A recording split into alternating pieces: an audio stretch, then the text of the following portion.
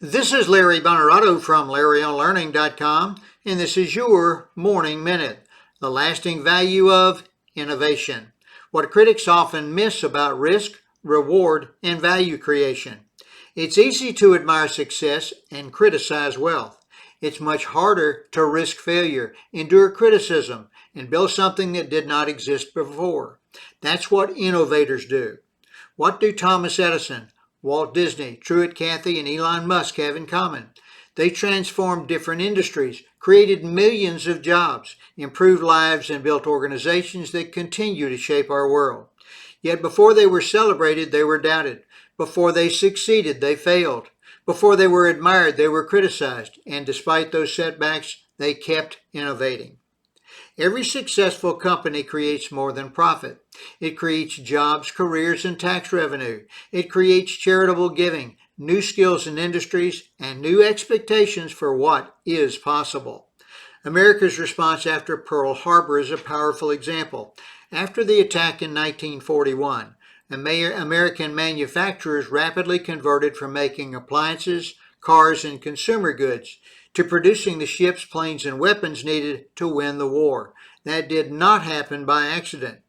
It happened because America already had the manufacturing strength, entrepreneurial drive, and productive capacity to respond.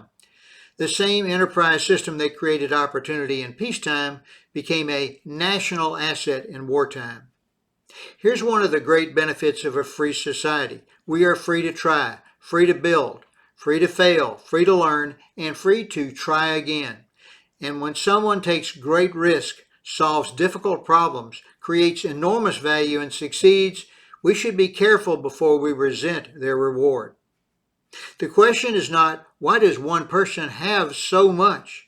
The better question is, how many people benefited because someone refused to quit? Consider the jobs created, the lives improved, and the opportunities that would have never existed had they given up. That is what critics often miss about innovation. They see the reward but not the risk, the success but not the struggle, and the wealth but not the value created. And they often forget that the future is not built by those criticizing from the sidelines, but the men and women willing to put everything on the line. Paraphrasing Theodore Roosevelt, quote, "The future is rarely built by those sitting in the stands. It is built by the men and women willing to step into the arena, risk failure, and dare greatly, whose faces are marked by sweat, dust, and struggle, who strive, fail, learn, and try again. And whether they win or lose, they will never stand among those who knew neither victory nor defeat." And remember, information without transformation is wasted energy.